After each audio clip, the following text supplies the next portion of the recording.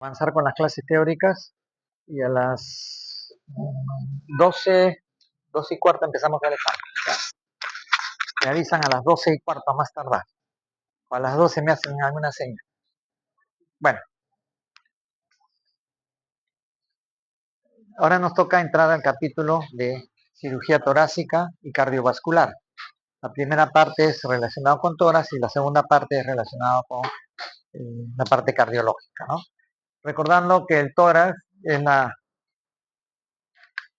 porción anatómica que tiene sus límites hacia adelante con el esternón y los arcos costales, en la parte posterior con la columna vertebral y también parte de los arcos costales, hacia arriba una línea que une transversalmente de hombro a hombro, ¿no? Y lo que está por encima de esa línea pertenece a cuello, ¿no?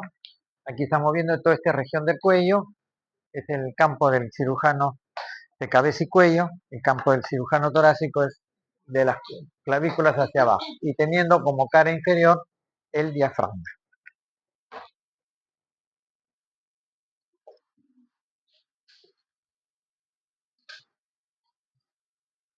Como en toda parte orgánica, el examen clínico comprende los 4 tiempos que ya los conocemos: inspección, auscultación, percusión y palpación. Aquí tenemos en el centro la figura anatómica de una persona de más o menos 60-70 kilos que conserva sus dimensiones correspondientes.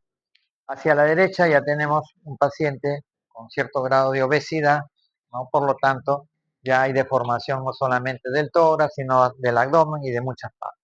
Y en personas desnutridas o con alguna patología crónica, ¿no? Lo vamos a ver todo escuálido, que se le notan hasta las costillas, podemos contar las costillas, la cara adelgazada, ¿no? Esas son el bioconstitucional.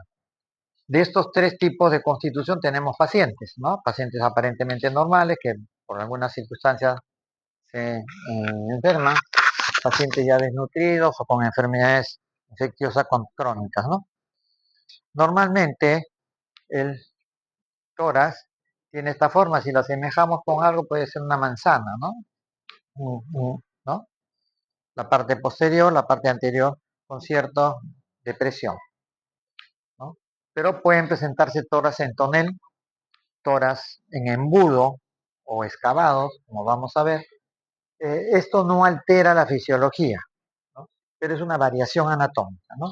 Como muchas de estas personas tienen esta patología y no sufren ningún trastorno porque su organismo se ha adaptado a las circunstancias, ¿no?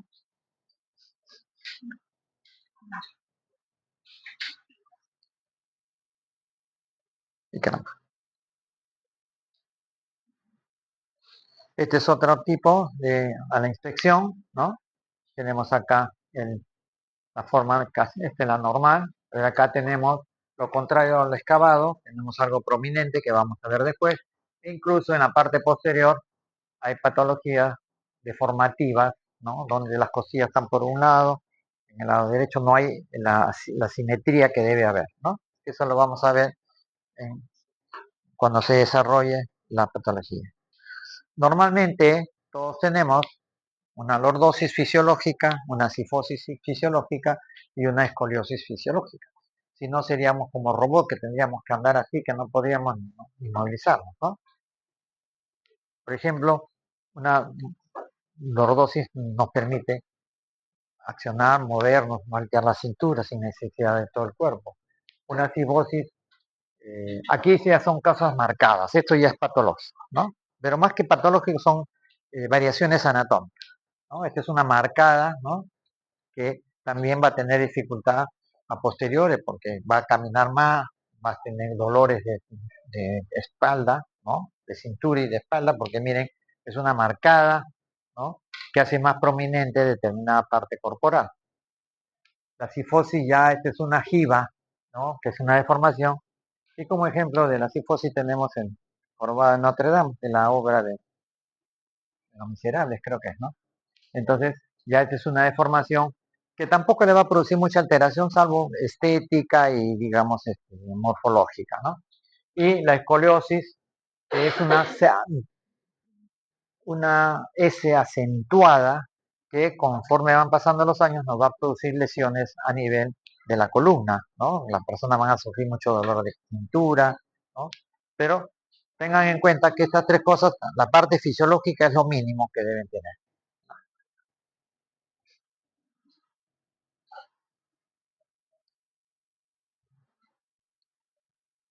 En cuanto a la inspección, ¿no? También podemos determinar que los trabajos dicen que el hombre tiene una respiración de punto de vista abdominal, mientras que la mujer es de tipo costal superior. Bueno, eso ni nos damos cuenta cuando respiramos, si respiramos más con la barriga, con la pared abdominal o con la pared torácica, ¿no? Pero estas son las apreciaciones que han hecho los estudiosos de esta anatomía, ¿no? Cuando uno inspecciona a un paciente, tiene que tomar una de las funciones vitales es la frecuencia respiratoria y vean cómo varía desde el recién nacido, que como su capacidad pulmonar es pequeña, entonces tiene que aumentar la frecuencia respiratoria para poder cumplir su función, ¿no? Entonces, miren, en el recién nacido son de 30 a 60 revoluciones, respiraciones por minuto. Conforme va creciendo, va disminuyendo hasta que en el adulto es de 15 a 20 respiraciones por minuto. Por encima de 20 ya es patológico y por debajo de 15 también es patológico, como vamos a ver ahora, ¿no?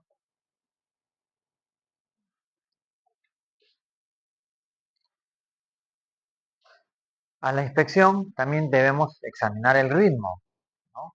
Por eso que al paciente cuando se examina toras hay que quitarle la ropa, ¿no? Porque tenemos que ver si hay alguna deformación, si una... ¿Alguien falta firmar? Y a los que llegan tarde me avisan.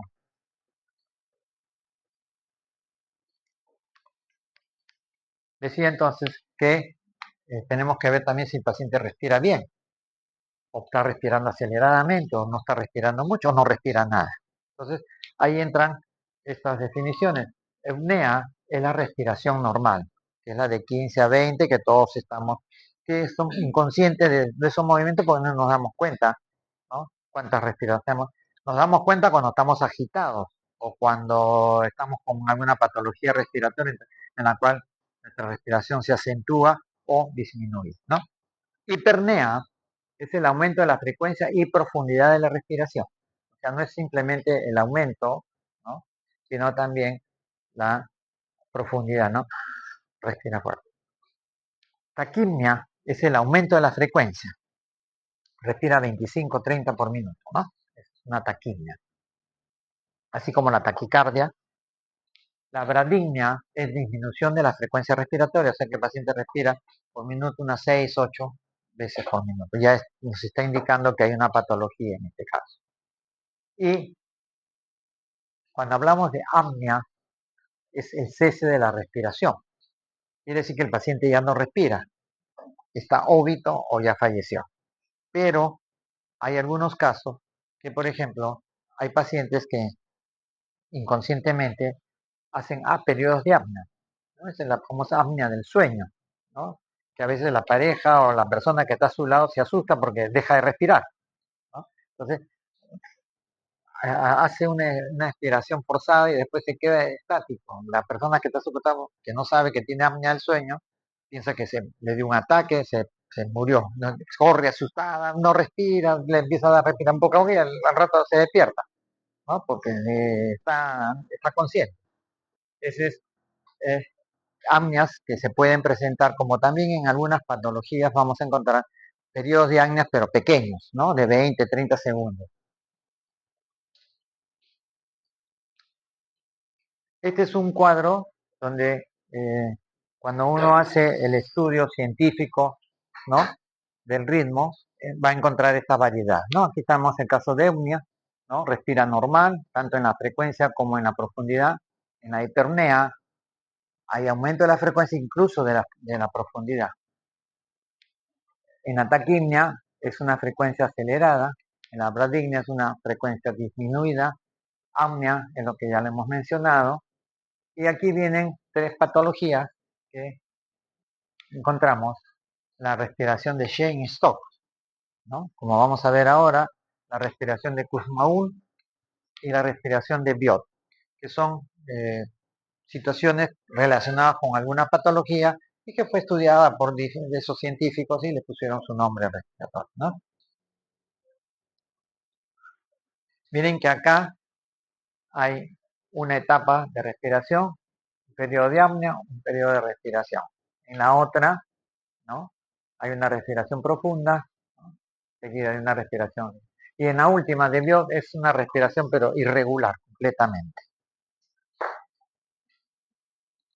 Y ahí tenemos la definición. La respiración de Cheyne-Stokes se presenta después de apneas de 20 a 30 segundos de duración, ¿no? El paciente está consciente, pero de repente para de respirar unos 15 a 20 segundos, vuelve a respirar normalmente un poco más profunda, vuelve a presentar periodos de apnea, y a eso lo estudió Cheyne-Stokes, ¿no? Entonces por eso le pusieron el nombre de Cheyne-Stokes. Vamos a ver si se apagó la... no, está bien. Ya creo que se apagó. Ya está por apagar. Entonces, ¿en qué caso se presenta esa enfermedad? Se presenta en la insuficiencia cardíaca y en algunas lesiones del sistema nervioso central, ¿no?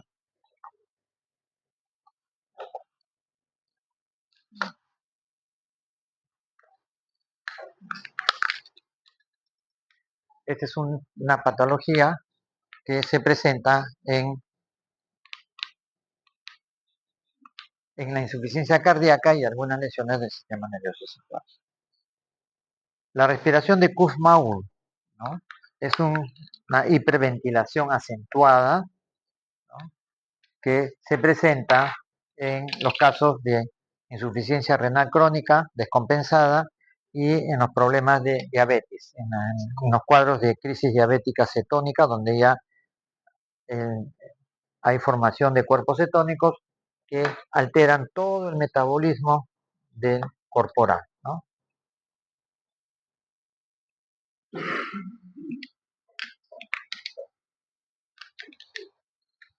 Respiración de Kussmaul, ¿no? Y ya hemos dicho la de Biot, que no está representada acá, pero que es una respiración irregular. Se acelera, se aumenta, todas esas cosas. No está graficada acá. ¿Qué debemos ver a la inspección? Siempre hay que examinar al paciente con el torso desnudo, ¿no? Para ver qué encontramos, si está respirando bien, si hay estertores, si hay separación de los arcos costales, ¿no? Si hay aleteo nasal, si hay cianosis, si hay cualquier trastorno que nos esté indicando que una lesión renal. Aquí están viendo un paciente que, si bien es cierto, no está con oxígeno, pero está en cierta dificultad respiratoria, ¿no? Ahí están viendo cómo el tórax está, ¿no?, retraído, y bueno, está con todos los aparatos. De repente no tenía mucha molestia respiratoria severa que necesitaba oxígeno, ¿no? Entonces, todas esas cosas, ¿cómo lo vamos a ver? Simplemente desnudando al paciente, ¿no? El problema es cuando examinamos a una mujer, que también hay que desnudarle, especialmente si viene por un momento con dificultad respiratoria o viene un accidente, ¿no?, que hay que revisar y hacer la inspección correspondiente. Esta es una variación de la anatomía, ya no tiene la forma como manzana que habíamos visto, que tiene una pequeña depresión en la parte anterior. Es un tórax redondo ya, ¿no?, en tonel. Esa también es una variación anatómica que también puede agravarse con alguna enfermedad, como que no puede presentar ninguna enfermedad respiratoria, ¿no?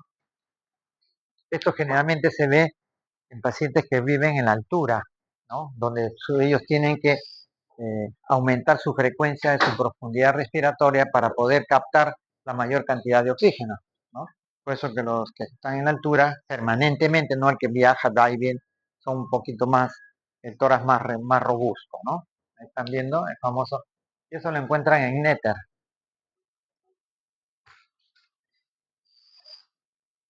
Aquí tenemos ya casos marcados, ¿no? Por ejemplo, una cifoescoliosis, donde esta persona está mantenida normal, porque está sus funciones, pero conforme va pasando, va arqueándose y después terminan así, ¿no? Incluso en muchos casos a veces terminan casi doblándose, ¿no? Que Les cuento una anécdota que me pasó hace meses. Estaba en una pollería recogiendo un pedido. Estaba esperando haciendo tiempo y tenía un cartel que decía, yo ni me había dado cuenta del cartel, ¿no? Entonces de repente estaba acá parada y pasa una señora y me escucho una voz que, qué buenas ofertas hay acá, dice, ¿no? Pero volteo a ver y la señora venía así. Y así podía leer lo que había debajo del cartel, ¿no? Porque era un caso así marcado de eso, ¿no? Sin exagerar. Un caso de cifoescoliosis. Aquí tenemos una cifoescoliosis, pero todavía no muy marcada, ¿no? Pero ya tiene tendencia, ¿no? La mayoría de personas de edad, ¿no?, avanzada, cuando no adopta una posición postural adecuada, la columna va cediendo, ¿no? Entonces los músculos también se van contrayendo y va a ser esta imagen, ¿no?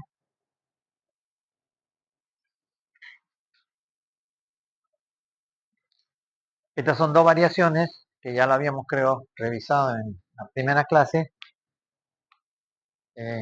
Semeja al tórax de las aves voladoras que tienen la quilla, ¿no?, que corta el aire. Entonces, esta es la famosa pectum carinatus, porque semeja a la carina de las aves.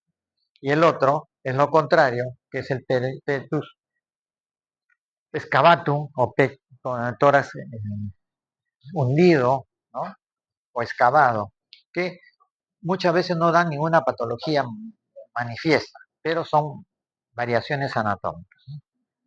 Cuando hablamos de variaciones anatómicas, son circunstancias que cada organismo varía su posición, pero que no altera la patología, ¿no? No hace ningún tipo de enfermedad. Cuando examinamos a mama, dicen que la mamá solamente hay una, pero las mamas son dos, ¿no? Y cuando tenemos que examinar las dos. Ahí están viendo ustedes. Las mamas sufren variaciones desde que nace el niño hasta que llega a la edad adulta, ¿no? Hay niñitos que nacen con las mamas un poquito aumentadas de volumen, que es trastorno fisiológico, generalmente endocrino, ¿no?, que es pasajero, como ustedes pueden ver, que a los 15-20 días desaparece, ¿no? Y después hay un periodo de reposo y cuando empieza a aumentar a partir de los 9 años en la mujer, ¿no?, que ya empieza la menarquia, ¿no?, o menarca como dicen ahí, en donde hay cambios hormonales. Ya la mujercita de 7, 8 años ya empieza a asomarse sus mamas un poquito aumentadas hasta que se produce la primera menstruación. De ahí para adelante va cambiando de acuerdo al desarrollo hormonal propio, ¿no?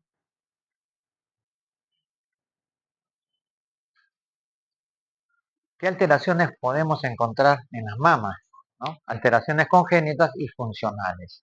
Entre las alteraciones congénitas tenemos esta, ¿no?, la amastía, que es la ausencia completa de las mamas. Puede no tener una y no tener otra.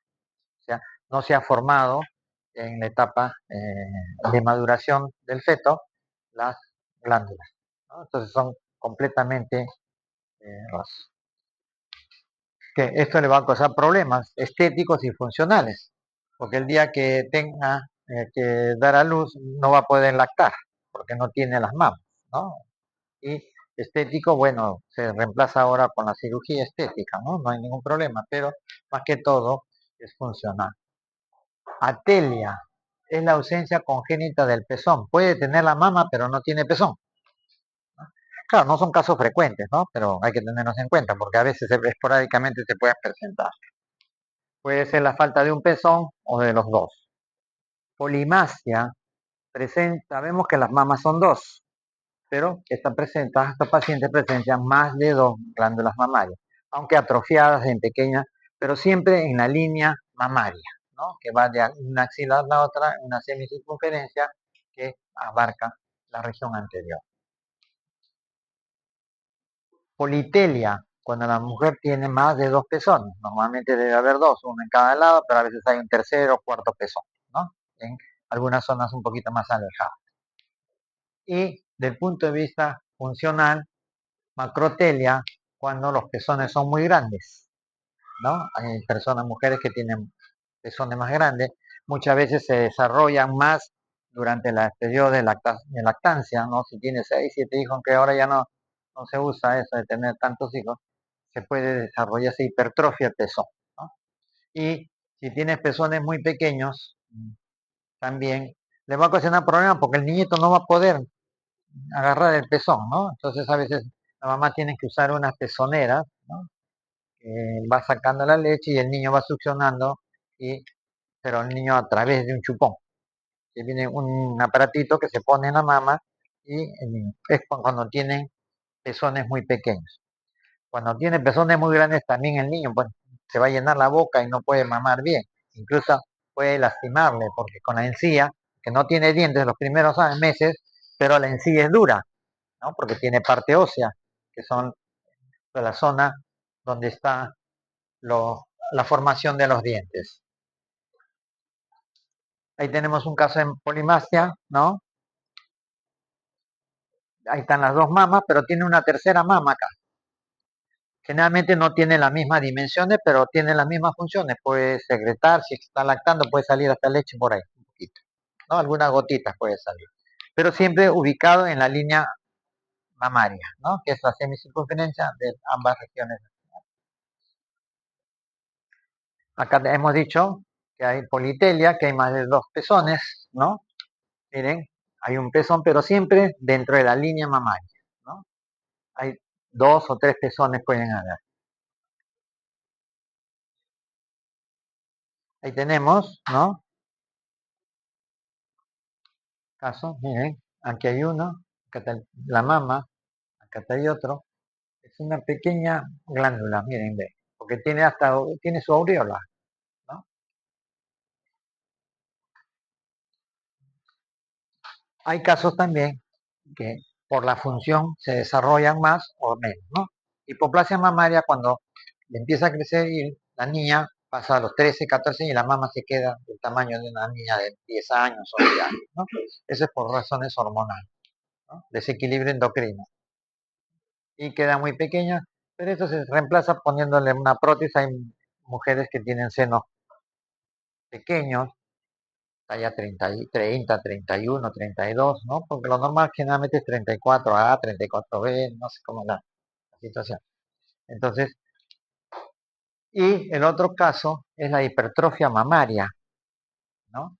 Que es el crecimiento exagerado, puede ser de uno o de dos. Generalmente crecen las dos, pero puede por X circunstancias, también por efectos eh, eh, endocrinológicos y también con el embarazo se desarrollan las mamas. Ustedes han visto que la mamá que está lactando, si tiene que usar sostén, tiene que aumentar ya un número, porque ya la talla anterior, antes de su embarazo era menor, ¿no? Estas son cosas funcionales que se pueden solucionar estéticamente, ¿no? Si es muy grande la mama y fastidia, se les recorta, o si tienen cortas, se les aumenta. Ustedes han visto casos ahora que ofrecen eh, combos para operar y todas esas cosas los cirujanos estéticos, ¿no? Pero cuando es muy voluminosa va a ocasionar problemas. Hay mujeres que tienen talla 34, 36, pero se ponen talla 38, 40 por ser más hermosas, entre comillas, y después de un tiempo tan que le duele la espalda, que tienen que a veces sacarle la prótesis grande y dejarla en su prótesis normal, ¿no? Ha habido casos naturales, quizás, bueno, ustedes no hayan leído, pero hubo una actriz que se llamó James Mansfield, tenía unos senos bastante desarrollados y en ese tiempo, como era artista de cine, lucía pues unos escotes que todas las mamas estaban afuera, ¿no? Es un caso de aumento de mama, ¿no? Pero aquí también les voy a presentar un caso de hiperplasia, ¿no? Miren, ¿no? Es volumen que tiene, porque está lactando también, ¿no? En este caso, pero miren cómo está desarrollada, con el líquido debe pesar, de tal manera que ya si sigue así, la columna le va a afectar porque ya está haciendo contrarrestar el peso, ¿no? Está forzando los músculos posteriores para compensar porque no se puede hasta caer, ¿no? Así que, miren, hipertrofia mamaria postparto, ¿no? Y los primeros días, cuando todavía no hay mucha secreción, la secreción se va acumulando, entonces va creciendo, ¿no? Cuando uno hace el estudio, en la historia clínica ya hemos dicho desde el comienzo, en la primera clase, que tiene que ponerse todo lo que se encuentra. Y más en estos casos de problemas pared torácica, hay que poner si hay antecedentes de carcinoma, si la persona ha tenido cáncer de mama, ha sido operada, ha sido tratada o ha tenido tumores benignos, porque ahora vamos a ver que los tumores que se presentan en mama son benignos y malignos. Son neoplasias benignas o malignas, ¿no? Siempre preguntar también por antecedentes de obesidad porque se acumula más grasa y la grasa es retromamaria, es decir, que aquí está la mama, aquí está el músculo y entre el músculo y la mama se acumula mayor cantidad de grasa y eso va protuyendo que la mama sea más voluminosa, ¿no? A veces cuando quieren reducir sacan la grasa y la retroceden la mama normal o si necesita alguna prótesis le ponen, ¿no? Preguntar si está obesidad, antecedentes clínicos tetra en toda historia ginecológica no debe faltar, ni en toda historia, ¿no? ¿Cuántos embarazos tuvo? ¿Cuántos hijos nacieron vivos? ¿Cuántos los perdió? Si tuvo abortos espontáneos o no. Todo eso tiene que estar en la historia. Por eso que decimos que la historia es propia de la paciente. La paciente si autoriza que otra persona lea su historia, ya es su problema. Si no, no está autorizada porque van una serie de estos elementos, ¿no? Porque de repente ha tenido abortos espontáneos y pone que ha tenido 3 abortos, entonces ya la gente maliciosamente piensa que ha tenido abortos provocados, ¿no? Por eso hay que tener mucho cuidado, ¿no? Y todos los antecedentes, cuando empezó la regla, cuántos embarazos ha tenido a la edad del primer parto, cuánto ha tenido en lactancia, si ha podido dar de lactar a sus hijos, todo eso ya nos va reflejando si hay una patología de fondo. Si es que no ha podido dar de lactar, quiere decir que ha tenido un problema o tiene todavía un problema endocrinológico, ¿no? Que no hay la secreción de la prolactina, la oxitocina y todas esas hormonas que se encuentran a mayor cantidad en el sexo más femenino, ¿no? Y también se ha tenido terapias de estrógeno, ¿no? Todas esas cosas hay que poner en la historia clínica.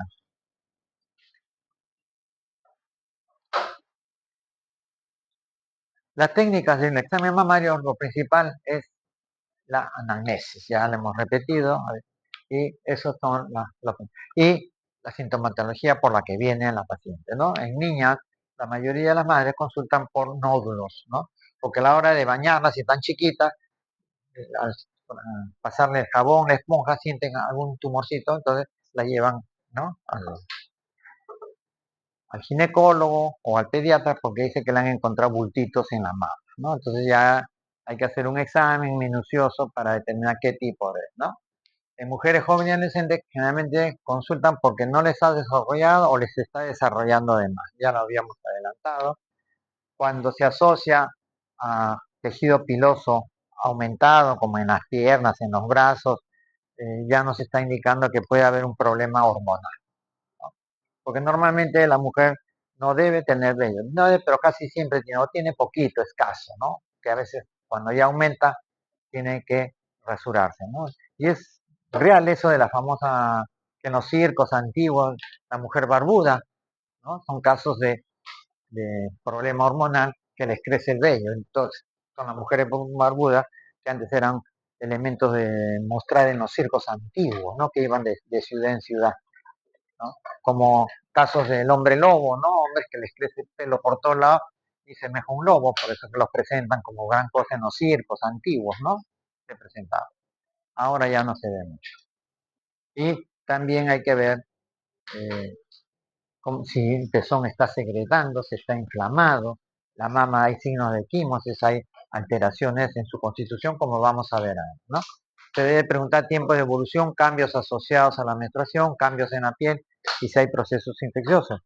Mucho cuidado cuando la mamá es lactante, a veces el niño, ¿no?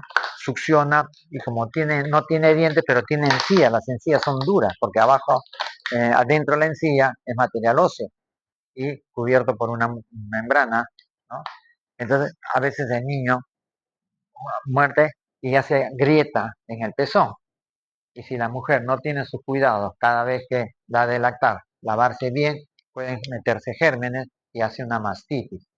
y la mastitis es bien dolorosa para su tratamiento, ¿no? El tratamiento generalmente, como vamos a ver ahora, les voy a explicar en el momento oportuno, ¿no? Siempre el examen físico tiene que ser con la mujer con el torso desnudo, ¿no? O sea, para poder examinar, ver, ¿no? Si hay simetría entre ambas mamas, si hay deformación, si hay zonas equimóticas, si hay cambios en la piel. Por eso cuando uno examina, ya les he recomendado, ¿no? De que cuando uno examina a una mujer, siempre tiene que tener a alguien a su costado. Porque ustedes van a ver cómo es la maniobra para examinar mama y la paciente puede pensar que le esté manoseando, ¿no? Entonces, ahí está, vamos a ver. Y porque en el caso de la mama, nos sirve la inspección y la palpación. Nada más, no necesita ocultación ni percusión porque no hay nada que percutir y no hay nada que escuchar, ¿no? Porque no hay ruidos en las mamas. ¿Ves? El examen físico debe hacerse paciente desnudo, de la cintura hacia arriba, manos en la nuca o sobre las caderas, ¿no? ¿Para qué? Para hacer una hiperextensión de los músculos pectorales, ¿no? Porque al hacer eso uno está exponiendo los músculos pectorales y está, en el caso de la mujer, está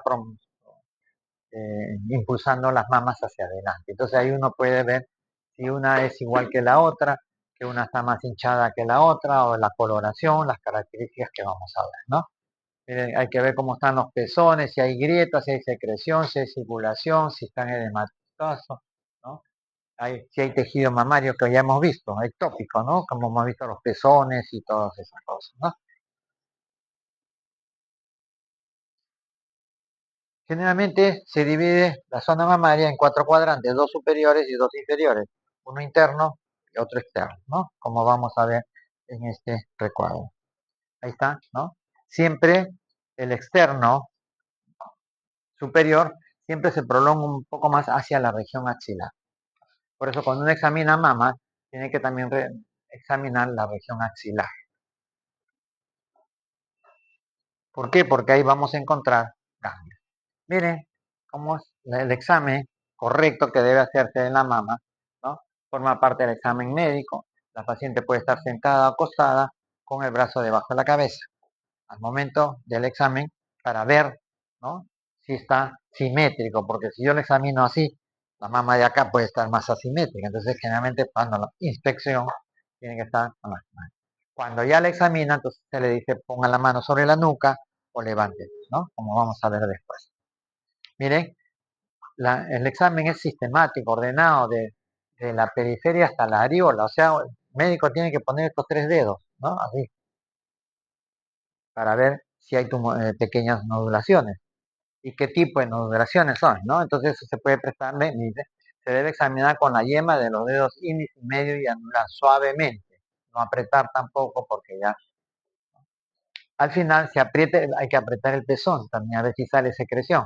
Entonces muchos pacientes pueden decir que este médico que es un mañoso, que me está apretando el pezón, me está manoseando, ¿no? Entonces mucho cuidado cuando uno examine damas, aunque hay algunas damas que son más quisquillosas que otras, ¿no?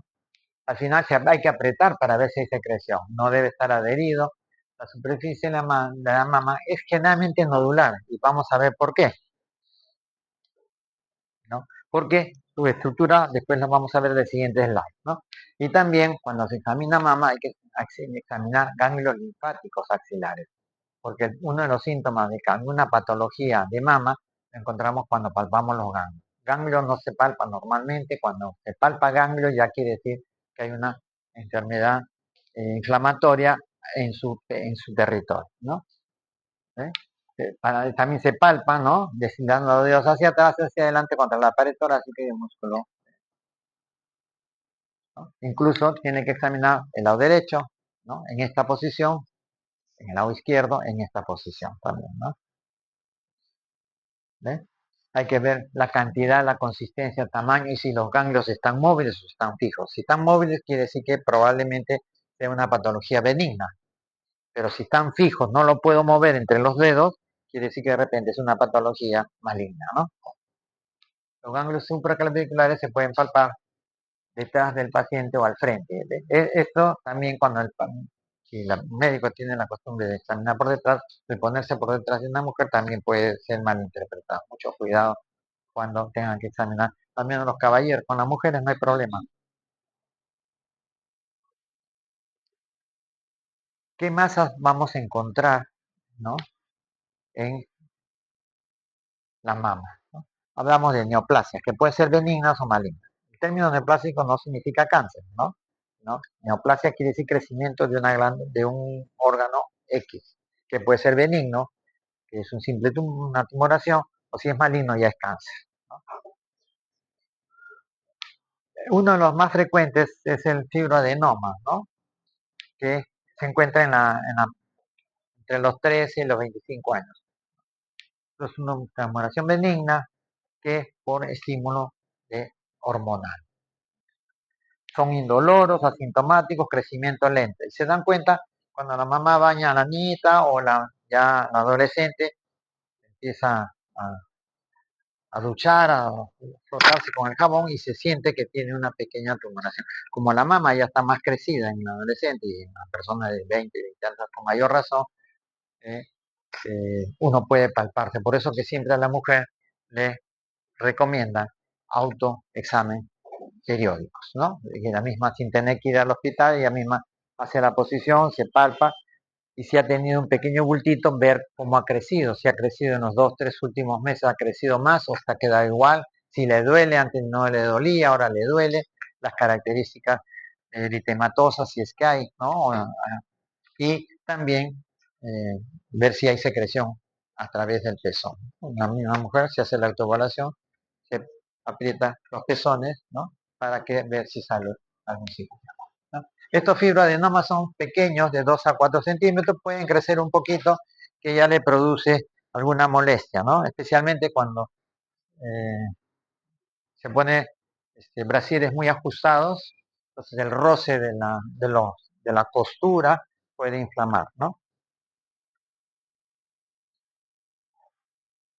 ¿Ven? Estos son redondos, ovalados, multinodulares, consistencia elástica, ¿no? Pues hulosa significa elástica, no están adheridos, como ya les dije, no causan retracción, o sea, la piel está intacta, ¿no? Permanecen estables por años, no tienen líquido a la punción. O sea, si yo detecto que es un fibroadenoma, ya, ¿para qué lo voy a punzar si sé que no hay líquido? Por eso con una simple ecografía de partes blandas o con una ecografía mamaria, ¿no?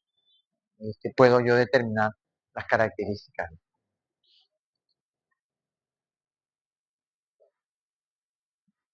Esto es lo que les decía, que la mama tiene partes glandulares separadas por trabéculas, que es tejido fibroso. En los casos de mastitis, cuando se agrieta el pezón e ingresa un germen, la pus se disemina por todo esto y la paciente está con un seno aumentado de tamaño, doloroso, todo eritematoso, y las curaciones son bien dolorosas porque uno tiene que meter la pinza y romper estas trabéculas. ¿Por qué? Porque si limpia acá nomás, la pus se ha metido por acá. Entonces tiene que meter uno y abriendo. Y eso ocasiona dolor. Muchas veces hay que sedarla a la paciente para poderle hacer una buena limpieza, porque ¿quién va a tolerar que en la carne viva, como dicen, la herida, estén cortando, ¿no?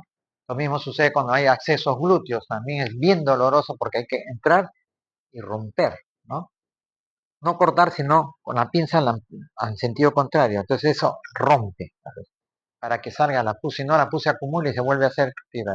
Este es un caso de fibroadenoma, están viendo, ¿no? Aquí está la representación grande, pero aquí miren cómo es sólido, ¿no? Está libre, no está adherido y está en la zona fibrosa, ¿no? Estas son las que están las glándulas mamarias.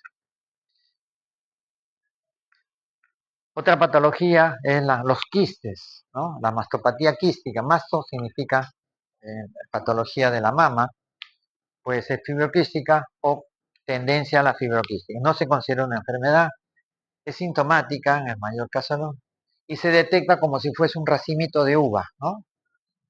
Ahí tiene varios, entonces estamos frente a un caso. Esto es la causa más frecuente de consulta, ¿no? Y esto sí se puede llenar de líquido, ¿no? Eso sí puede crecer en forma anormal, ¿no? ¿Ve? Se presenta más frecuente entre los 20 y 40. Los fibroadenomas las vemos que es entre los 14, 15 hasta los 20, 25, ¿no? En estos casos ya hay nostalgia, es dolor que generalmente está en relación con la menstruación, ¿no? Ustedes saben que en la menstruación hay un cambio no solo anatómico, no solamente fisiológico, no solo también funcional, sino hormonal, ¿no? Porque influyen varios factores hormonales en estos casos, ¿no? Inician como quistes que pueden crecer, luego se fibrosan, ¿no? Y forman nódulos. En los cuadrantes generalmente son en los cuadrantes externos. Puede existir algún tipo de secreción, por eso que decía que el examen implica, ¿no?, apretar el pezón para ver qué secreción. Si sale blanca es porque es secreción láctea, ¿no?, que alguna hormona está actuando sobre la lactación, a pesar de que no puede estar embarazada, ¿no? Puede ser secreción purulenta, puede ser secreción hemática o secreción de otro color, ¿no? Dependiendo. Y cuando hay secreción hay que hacer citología, estudiar el tipo de células que hay, porque uno puede detectar en los primeros exámenes si es un inicio de un problema neoplásico, ¿no? Ahí tenemos, ¿no?, una mastopatía de fibroquiste, ¿no? Miren, se forman pequeñas cavidades, pero como esto está lleno de líquido, ¿no?, esto se puede infectar, ¿no? Y esto le produce dolor a la mujer porque hemos dicho que durante la menstruación hay aumento ligero de volumen de las mamas, ¿no es cierto? Y esto produce dolor. Y esto se puede infectar y convertirse en una mastitis, ¿no? Ahí está, ¿ves? Aquí, miren, son los pequeños quistes que están acá. Esta es la representación de lo que está acá. Miren, acá está el pezón, el tejido fibroso. Y aquí está lo que les decía, ¿no? La mastitis aguda, cuando el pezón se traumatiza, ¿no?, y se infecta. Y las pus se meten en todas estas cosas, ¿no? Acá tenemos un quiste de mama, ¿no?, que es esta representación de lo que está acá, es el quiste, y la mastitis es la infección de todo esto, ¿no? Pero el quiste es móvil, que a veces si es que está creciendo hay que sacarlo, o puede evacuarse también, ¿no? Cuando ya estas tumoraciones dan alguna otra sintomatología más deformante, más dolorosa, ¿no?, ya entramos a los casos de neoplasias malignas. Y tenemos acá el carcinoma de mama, que es el más frecuente, ¿no? Hay muchos cambios, tanto en la forma como en el crecimiento, ¿no? Y ustedes están viendo aquí, puede haber piel de naranja, ulceración, edema, retracción, como vamos a ver en los siguientes, ¿no? Y mayoría son también cuadrantes externos. Sí pueden alterar, puede haber adenopatía axilar, ¿no? Ahí tenemos, ¿no?, involución del pezón. El pezón se ha metido dentro del cuerpo de la mama. Este ya es un caso avanzado, donde está necrosado, infectado, ¿no? Miren, acá está la mama, como está ya deforme, ¿no? Estos son pacientes que tienen que ser tratados con quimioterapia, y a pesar a veces de quimioterapia, los pacientes fallecen en poco tiempo, ¿no? Yo no sé si fallecen por la quimioterapia o por la enfermedad misma, ¿no? Porque la quimioterapia te maltrata todo órgano, ¿no? Antiguamente se usaba la radioterapia, pero era una radioterapia que te metían y te irradiaba todo el cuerpo. Y después de la radioterapia, el tratamiento, salías con una serie de patologías. Actualmente hay delineadores, le llaman, de radiación, que enfocan solamente en la zona que quiere uno, ya el resto. Pero de todos modos, uno tiene que tomar precauciones con los mandiles de plomo, esas cosas, ¿no? Ahí tienen otras características. En el caso anterior es bien avanzado, aquí está en fase inicial, ¿no? Miren, hay alteraciones, ya, color eritematoso, la piel de naranja, ¿no? Y aquí ya, ¿qué pasa? El pezón se está metiendo, ¿no? Se está involucionando dentro de la mama, ¿no? La mama puede estar edematosa, ¿no? Y ahí vamos a ver, ¿no? Miren, un caso donde el pezón ya está casi incluido dentro del cuerpo de la mama, ¿no? Y este ya es un caso avanzado con necrosis, ¿no? que ya ni con radioterapia se sana. Son pacientes que se descuidaron y me dicen, ¿por qué le dicen piel de naranja? Si ustedes agarran una naranja, ¿no? Van a encontrar que tiene una serie de pequeños huequitos, ¿no? Como pequeñas depresiones chiquititas. Esa es la característica de la piel de naranja, ¿no? Los antiguos que estudiaron el carcinoma de mama, por la apariencia de la piel a la cáscara de la naranja, le pusieron como signo la piel de cáscara de naranja, ¿no?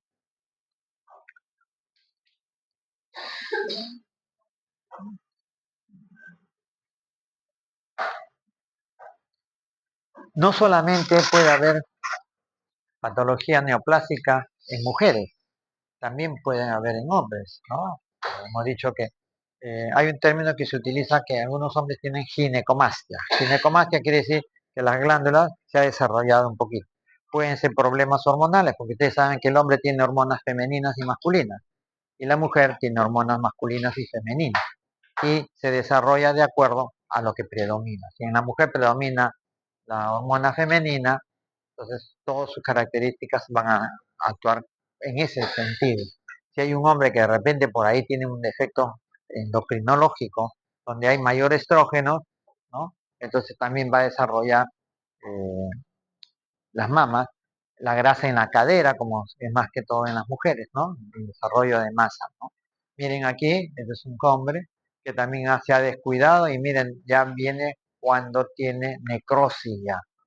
Estos son casos para quimioterapia, pero ya no da buenos resultados. Se mueren ya a los 2 años, 3 años máximo. ¿Cuáles son un resumen de los síntomas de un carcinoma? La apariencia de piel de naranja que hemos visto, masa dolorosa o no dolorosa, pezón retraído, puede haber descarga sanguinolenta del pezón, ¿no? Y cambios en el contorno de la mama, y la presencia de adenopatía periférica, ¿no? Respecto a la pared torácica, ¿no? Aparte hay otras patologías, deformaciones que, bueno, siempre mostramos lo más frecuente, ¿no?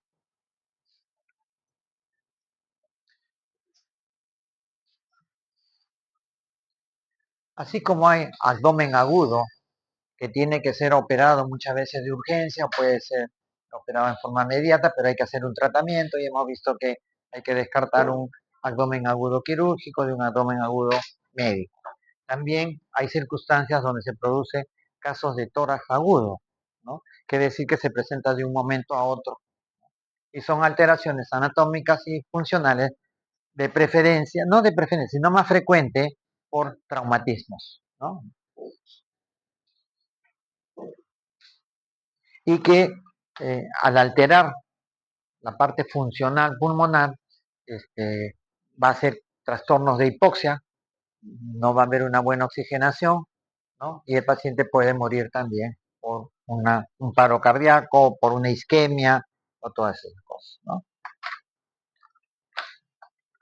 Las causas de abdomen agudo, perdón, de tórax agudo, son dos grupos de causas. Traumatismo cerrado, que está debido a golpes por compresión, desaceleración en los casos de los buzos, ¿no?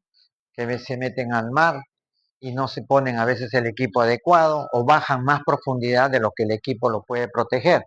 Entonces ahí se hace una descompresión y el paciente puede morirse en el momento.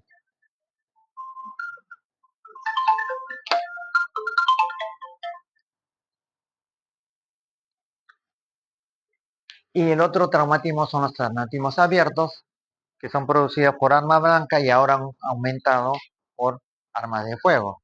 Antes más eran las lesiones por arma blanca, ahora son más por heridas por arma de fuego, ¿no?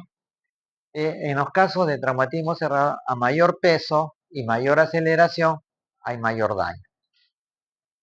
En los casos de abierto por arma de fuego, igualito, a mayor energía, ¿qué pasó? Se cayó. Se cayó el desayuno o el almuerzo. Pon un cosado. Es que está entrando mucho aire. Si quieren, bajen esa puerta y les prendo el ventilador. No hay problema. No pongan cosas que se puedan caer ahí, ¿ya? Bueno, decía entonces que a mayor energía, mayor daño. Si yo disparo a quemarropa, le voy a producir mayor lesión que si yo disparo a 10 o 20, 30, 40 metros, ¿no?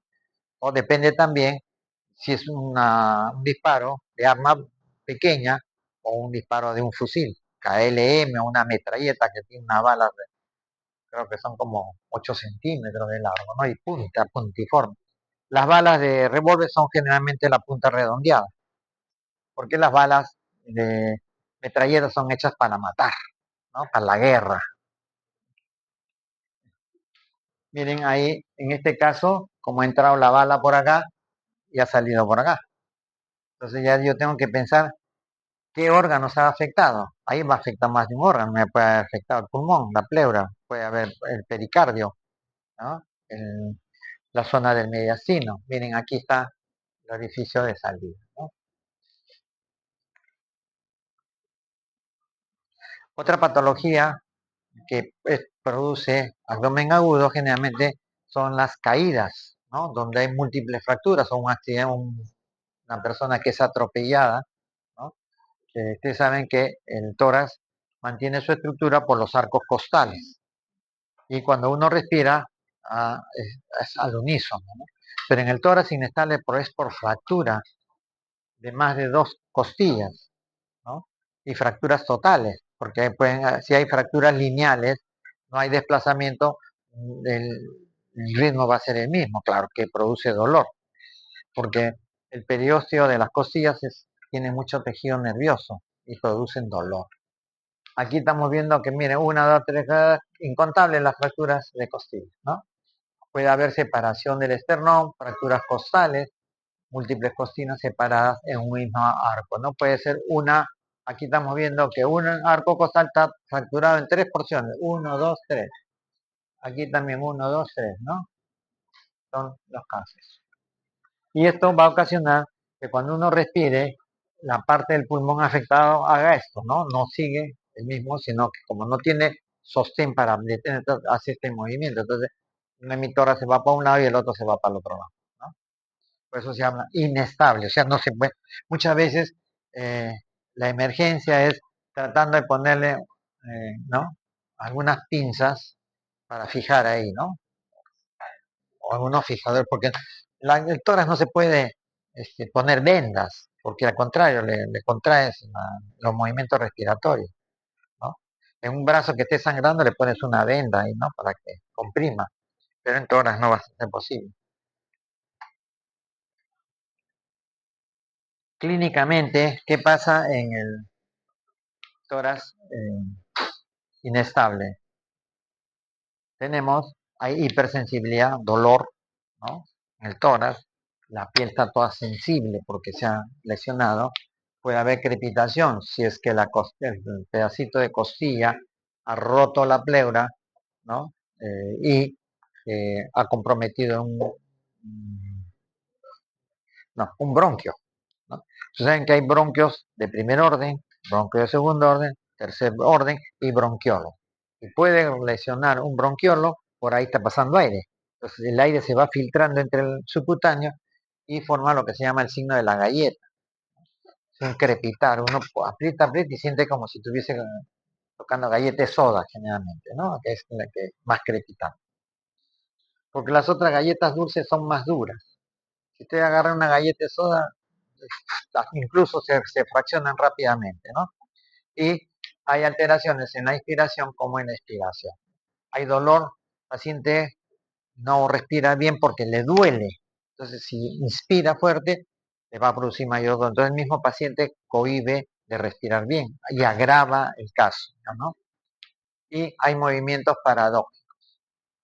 Dolor que limita el tórax, la lesión puede dañar el tejido y producir hipoxia. Y el paciente puede morirse por un infarto, puede hacer una hipoxia cerebral con lesión neurológica, ¿no? El diagnóstico es primero con la exploración física, primero con la anamnesis. ¿Qué le pasó? Se cayó, lo golpearon, lo acribillaron, todo, ¿no? Entonces, uno hace la exploración física, miren, con descubierto el tórax y sacar una radiografía simple de tórax, que es siempre de gran ayuda, ¿no? Para ver si hay contenido líquido, sanguinolento, o algunos elementos no correctos. Después ya hacen la tomografía, ¿no? Un dosaje de gases arteriales, y esto puede ocasionar un riesgo de, si rompe arterias o arteriolas, puede producir un hemotórax, o si rompe pleura o bronquios o bronquiolos, puede producir un neumotórax, ¿no? Están las dos consecuencias de el manejo. Como es un paciente que tiene dificultad para respirar, lo primero que hay que hacer es controlar la vía respiratoria, ver cómo está respirando, si hay aleteo, si hay dificultad, si hay cianosis, inmediatamente ponerle oxígeno, ¿no? Dar ventilación, asistencia ventilatoria, si con el oxígeno, con la mascarilla o con la bigotera no responde, ya lo pongo en respiración mecánica, ¿no? En aparato, que ya hay que dormirlo todo para ya sí, paso complejo, ¿no? Descomprimir, dar asistencia, descomprimir en caso de neumotora o en caso de hemotora, hay que descomprimir, porque en ambos casos la capacidad del pulmón se reduce porque no tiene espacio. Si está la sangre acá, está acumulada, no tiene cómo expirarse. Entonces, ¿no? Y siempre colocar, muchos dicen doble vía, ¿no? Una para la parte de líquidos y otra para medicamentos y otras cosas, ¿no?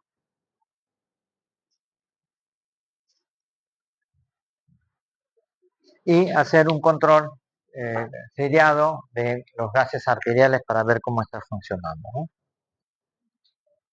Estas son las indicaciones para un paciente con estos problemas respiratorios, a los cuales ya el oxígeno que le pones por cánula, el oxígeno que le pones por bigotera ya no está dando resultados, entonces hay que ponerlo en ventilación mecánica. Y estos son los parámetros, ¿no?, que se usan para determinar si un paciente entra a la UCI, y entre la UCI le ponen respiración mecánica, ¿no? Porque puede haber también un trastorno pulmonar crónico anterior, ¿no?, a estas cosas. Aquí estamos viendo el caso del neumotórax, que es la presencia de aire, miren, ¿no? El pulmón se ha colapsado, y este aire, conforme va entrando, va presionando y va empujando, ¿no?, la otra parte, el pericardio, el saco pericárdico, ¿no? Y el tal puede ser traumático, abierto o cerrado, ¿no? El cerrado generalmente puede ser espontáneo o secundario a una caverna tuberculosa, alguna otra patología, ¿no? Ahí estamos viendo, ¿no? Aquí tenemos un caso de neumotórax abierto, ¿no? El paciente ha sufrido lesiones, ¿no? Están viendo ustedes ahí, ¿no?, un accidente. Y aquí es un caso cerrado, ¿no?, que también se ha metido aire en la cavidad torácica, pero ¿qué causa? Que puede haber sido una bula, puede haber sido una caverna, como vamos a ver, ¿no?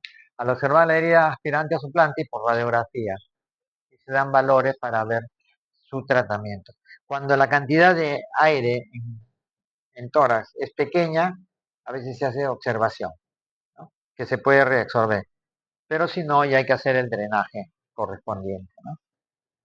¿No? Ahí está el drenaje, el manejo, asegurar la vía aérea, cerrar el defecto, inmediatamente tapar con una gasa, ¿no?, para que no siga entrando más aire, porque está entrando el aire, va aumentando la presión intraorgánica y se va a ir a un neumotórax a tensión, y aparte que están entrando gérmenes, ¿no? Entonces se va a producir una puerta de entrada. Proponer alto flujo de oxígeno, obtener acceso intravenoso, ni qué decirlo, y monitorearlo, ¿no? Y cuando hay aire, ¿no?, se coloca el tubo, depende, si es aire, lo colocan en la parte superior a nivel del segundo espacio intercostal, y si es líquido, que puede ser sangre, puede ser, ¿cómo se llama?, kilotórax, ¿no?, hemotórax o FUS, siempre el drenaje va a nivel del quinto espacio intercostal. Porque la gravedad hace que el líquido se vaya al fondo y el aire se va hacia la superficie, porque es más volátil.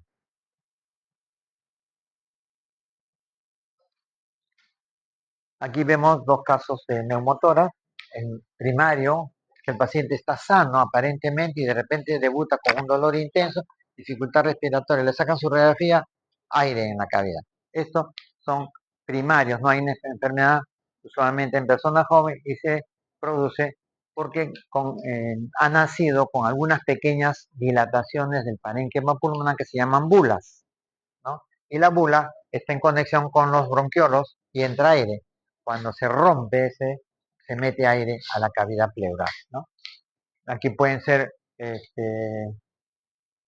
bulas únicas o pueden ser bolas de varias, ¿no? Como si fuese un racimo.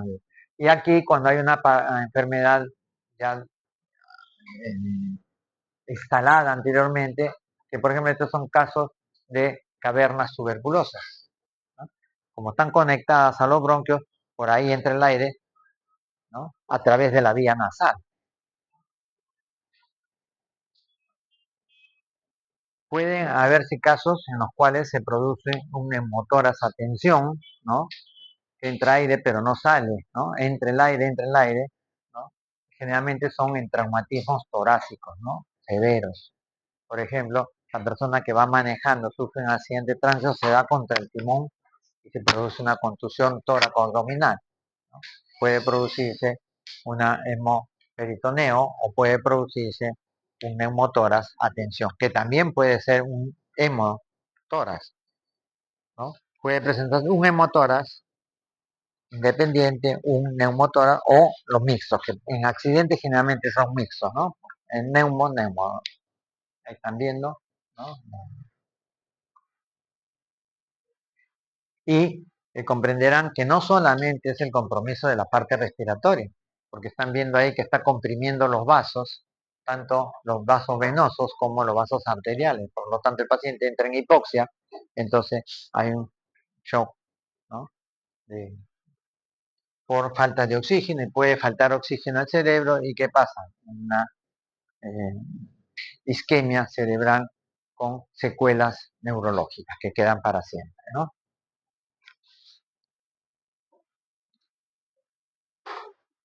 En este caso de neumotórax, el diagnóstico es clínico, o sea, uno cuando examina al paciente ya se puede dar cuenta qué tipo es. Claro, se confirma con la radiología, ¿no?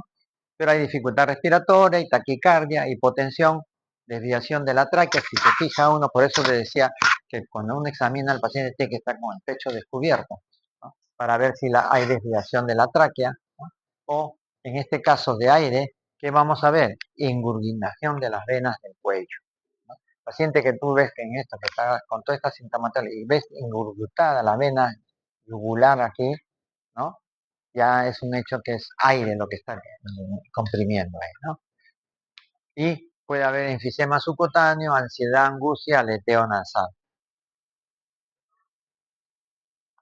Desde el punto de vista para confirmar, podemos recurrir a los signos radiológicos, a la radiografía. Miren aquí cómo está todo, ¿no? Aquí está el pulmón, aquí está, mire, está replegado para el otro lado, es una toma lateral. Puede haber desviación de tráquea, mediastino, depresión, porque el paciente que le falta aire se deprime, se aloca, hasta puede reaccionar violentamente, ¿no? Hay depresión del hemidiafragma, hiperlucidez inhibitora, aumento de la separación. Hay tiraje, lo que se llama. Tiraje es cuando las costillas se separan más de lo normal. El manejo es vía aérea, ¿no? Flujo de oxígeno y descompresión en caso, ¿no?, sea necesario. Si la cantidad de aire es pequeña, puede simplemente con algunas jeringas especiales de aguja, puede extirpar el aire. Pero si es mayor cantidad, ya hay que hacer el drenaje correspondiente, ¿no? Si es aire, a nivel del segundo espacio intercostal hacia la línea axilar. En estos casos se recurre a esto cuando hay una disnea marcada con cianosis, pérdida del pulso radial, decremento del estado de inconsciencia, quiere decir que ya no está respirando bien y por consiguiente, pues, la otra causa de un accidente puede ser, ¿no?, el hemotórax, que es la acumulación de sangre en la misión. Esto también, si bien es cierto que el pulmón está intacto, pero lo va desplazando, lo va comprimiendo y como el tejido pulmonar es fácil de comprimir, entonces se va colapsando. Si hasta 200, 300 centímetros cúbicos puede reabsorberse, ¿no? Pero más de 200 ya hay que hacer tratamiento ya más agresivo. Ahí están viendo los casos, ¿no? Los grados, ¿no? Cuando es menos de 200 o 200, 300, puede ser drenado o no. Si va aumentando, tiene que ya que colocarse el dren, ¿no? Siempre en la parte a nivel del quinto, y muchas veces cuando es mayor hay que poner a veces doble tubo para que drene. Y esto va conectado a un aparato para hacer el drenaje torácico, ¿no? Para la succión, eh, al vacío le llaman, que va sacando la sangre. Y esto va aliviando la sintomatología y el paciente ya reduce sus molestias. Puede haber también hemotoras masivos, ¿no? ¿No? Cuando todo el pulmón se acumula, miren, hasta 1,5 litros puede caber en un lado, en el tórax, ¿no? Si hay compromiso mayor, ya se imaginan 2, 3 litros en toda la cavidad, y eso casi es mortal, porque para que se produzca un sangrado de esa naturaleza tiene que haberse comprometido alguna arteria grande, ¿no? Y generalmente son por problemas de los vasos ciliares. El hilio del pulmón, donde entra el bronquio primario, también entra el paquete vasculonervioso, ¿no? Entonces, y todos los bronquios y bronquiolos menores también tienen su vasito, su plexo, ¿no? Y cualquiera de esas cosas se pueden dañar y pueden estar sangrando. ¿Ves? Puede ser trauma torácico, puede ser penetrante o puede ser contuso. Fisiopatológicamente, más o menos lo que ya les había dicho, ¿no? Se colecciona sangre, desplaza el mediastino, hay compromiso ventilatorio y por lo tanto un trastorno hemodinámico. Clínicamente hay dificultad respiratoria, puede haber shock, signos de shock hipovolémico porque está perdiendo sangre y esa sangre normalmente no está circulando, porque ustedes saben que son 5 a 6 litros, ¿no? La sangre que está circulando, pero si hay acá ya se está acumulando en el tórax, 1,5 litros, 2 litros, quiere decir que la sangre que está yendo a diferentes partes del cuerpo está disminuida, por consiguiente hay problemas de isquemia y puede haber incluso lesión neurológica, ¿no? Por isquemia cerebral, ¿no?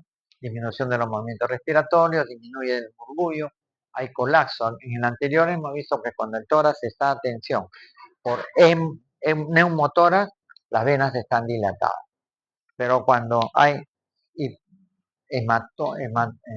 sangre en cavidad, las arterias están deprimidas. O sea, simplemente de ver el cuello ya uno puede decir que hay neumotórax. Y aquí van a ver un cuadrito ahorita, ¿no? El diagnóstico, el mecanismo de la lesión, la radiografía, que nos va indicando en este caso, está, miren, toda la cavidad pulmonar derecha está obstruida, ¿no? El manejo, como todo manejo respiratorio, lo principal es eh, ponerle oxígeno, restablecer la volemia, si es que hay pérdida. Cuando hay pérdida, lo primero que tienes que hacer es reponer la volemia, ¿no? Evacuación de la sangre, que puede ser en ese momento, puedes esperar de acuerdo si está avanzando la hemorragia y está produciendo mucha molestia, hay que poner el drenaje torácico a nivel del cuarto o quinto espacio intercostal, ¿no? Incluso hay una pequeña secuencia, ¿no? Cuando drena hasta 1,000, cuando el drenaje en personas avanza más de 200 centímetros por hora durante 4 horas, ¿no? Y hay que hacer un tratamiento más predecible. Y si se le hace radiografías seriadas, ¿no? Si cada vez se ve que la hemorragia está aumentando, inmediatamente tiene que entrar a sala. Aquí hay un cuadrito donde pueden diferenciar, ¿no? Cuando se presenta un neumotórax a tensión o fuerte y un neumotórax también, ¿no? Aquí lo que le decía, en el caso del neumotórax, las venas están distendidas porque hay compromiso ahí, mientras que en el hemotórax, las generalmente planas porque está exangüe, es decir, que no pasa mucha sangre, ¿no es cierto? Los sonidos respiratorios también están disminuidos, percusión, hay hipersonoridad en los casos de aire, como tambor, y en los casos de líquido hay matidez. En el caso de sangre, otro líquido, ¿no? Después haber de respiración y síntomas de shock ¿no? Generalmente el shock, la disnea es antes del shock, mientras que en el hemotórax primero se produce el shock y después se produce la disnea, ¿no? Otra patología también, generalmente por traumatismo, es el taponamiento cardíaco. Les decía, cuando el chofer está manejando y sufre un accidente, lo primero que va, si es que no está con el cinturón o estando con cinturón, puede ser el impacto tan fuerte que va contra el timón y puede producirse lesión tóraco-abdominal. Y al producirse una lesión torácica, puede romper algunos de los vasos del corazón y la cavidad pericárdica, que normalmente es una cavidad muy pequeña, donde el corazón hace sus contracciones y la punta del corazón choca, ¿no? Pero para esto la naturaleza que ha hecho que siempre haya un líquido de unos 10 o 15 centímetros de líquido seroso para que cada vez que el corazón choque con las paredes no se las lesione, ¿no? Puede haber, miren, ¿no? Aquí siempre hay un líquido, ¿no? Porque si dos superficies se rozan, se van desgastando. Entonces, aquí tenemos, ¿no? Cómo hacer. Hay una famosa triada de Beck, ¿no? Que de todos estos siempre se presenta estos tres factores. La elevación de la presión venosa, disminución de la tensión arterial y ruidos cardíacos apagados. ¿Qué hacer en estos casos? El drenaje inmediato, que puede hacerse con un simple pericardiocentesis, es decir, introducir una aguja, como vamos a ver ahora, hacia en la región inferior del tórax, inferior y anterior, a nivel de la apófisis xifoides, ¿no? Uno puede meter una aguja, no tampoco en original, sino en cierta inclinación para que vaya a la cavidad, a la cavidad pericárdica. Y ahí extraer, entonces el corazón restablece su funcionalidad, pero si sigue sangrando y hay que hacer una ventana, que le llaman ventana pericárdica, que hacen una abertura, ¿no? Para ver eh, qué cosa es lo que está pasando, qué es lo que está sangrando y corregirlo. Radiológicamente, ¿no? Vemos ahí bordes lisos redondeados, separación de la grasa pericardia de la apófisis, corazón en garrafa, dicen los radiólogos. Bueno, si ustedes ven esto, se asemeja a una garrafa, ¿no? Aquí está el pico largo y aquí está la botella, ¿no? Redondeada. A la ecografía vamos a ver líquido pericárdico, vena cava dilatada, ¿no? Y otros factores. Y también ya hay trastornos a nivel del electroencefalo, el electrocardiógrafo. Ahí está la pericardiosintesis, ¿no? Miren, colocar una aguja en sentido hacia la cavidad y en la parte baja está la ventana, ¿no? Déjense de estar chateando, deben estar mirando acá.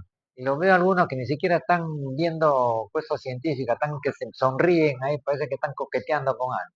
Por favor, esténse atentos, después vienen los problemas que no entienden.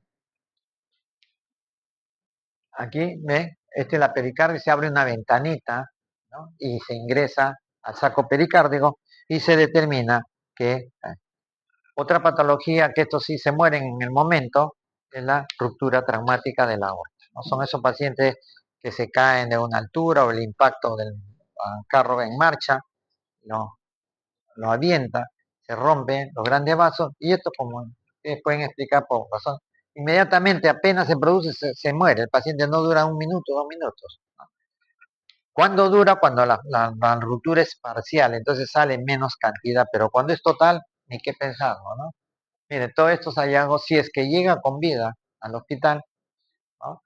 Estos son los hallazgos que vamos a encontrar, ¿no? Ensanchamiento mediastinal, esófago, desviación de la tráquea, y el tratamiento es quirúrgico neto. Otra patología que se presenta también es la ruptura, ya lo hemos visto en anteriores oportunidades, la ruptura del diafragma, ¿no? Produce la ruptura del diafragma, se produce la hernia, ¿no? Diafragmática, que ya lo hemos visto en la parte digestiva, donde se mete la asa intestinal. A veces puede ser porque hay una pequeña malformación congénita, una debilidad de la pared muscular, y generalmente se presenta en el lado izquierdo. En el centro se entrecruzan todas las fibras porque el músculo diafragmático es delgadito, pero tiene una serie de fibras que se transversales, longitudinales, circulares, que le permiten mantenerse durante todo el tiempo que uno está con vida. En estos casos vamos a encontrar disnea, dolor abdominal, ¿no? Equimosis, ruidos ventilatorios a la auscultación casi desaparecidos, ¿no? Y signos de shock. El tratamiento es, como en todo paciente herido, asegurar el ABCD, es decir, ya lo hemos visto esta cosa, administrar oxígeno. Si no estamos en el hospital, traslado urgente, ¿no? Si estamos en el hospital no hay problema, pues, y prevenir, evitar el estado de shock y colocarle su vía endovenosa, ¿no? Hasta acá descansamos unos 10 minutos para que se relajen, se estiren y ahora sí pueden chatear ahí en el pasadizo o acá, pero 10 minutos nomás de chateo.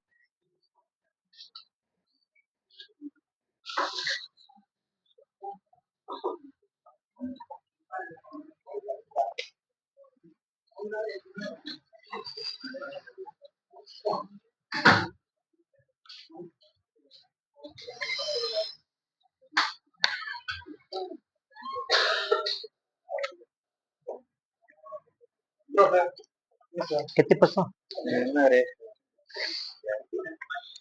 Te anda duro en los dos. No, pero los más son los hematomas. El signo de mapache. Pero no es fractura. Menos mal. Claro, el signo de mapache es más completo. Más completo es. Esto es por lesión del sangrado. ¿Cómo se llama eso? ¿Hematoma?